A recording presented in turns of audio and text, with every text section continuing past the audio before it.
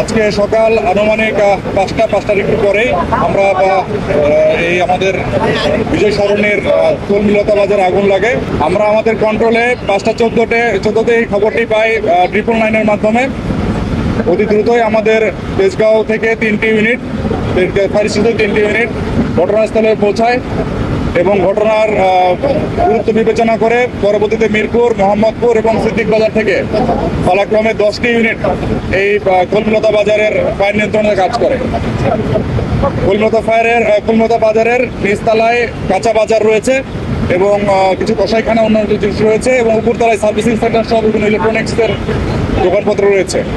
Fire fighter এবং স্থানীয় জনতার সহায়তায় আমরা 7টার সময় ফায়ার নিয়ন্ত্রণে সক্ষম হই এবং সবচেয়ে গুরুত্বপূর্ণ বিষয় যেটি, এই কলমিলতা বাজারের পাশেই কিওর স্পেশালাইজড হসপিটাল ছিল, সেখানেও ফায়ার ফাইটার এবং স্থানীয় জনতার সহায়তায় আমরা ফায়ারটা যাতে ওই এলাকায় না যায় এবং আমরা নিয়ন্ত্রণে রাখতে সক্ষম হই। 7টার সময় ফায়ার নিয়ন্ত্রণে এসেছে। ফায়ারটি নির্বাপনে একটু সময় লাগবে।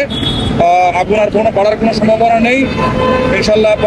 সকলকে ধন্যবাদ জানাচ্ছি যারা স্থানীয় জনতা সহায়তা করেছেন এই ফায়ার নিয়ন্ত্রণের জন্য।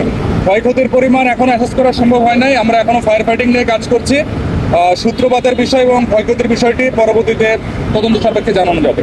5টা 14তে 999-এর মাধ্যমে আমাদের কাছে খবর আসে এবং 5টা 20-এ আমাদের প্রথম ইউনিট এখানে পৌঁছায়।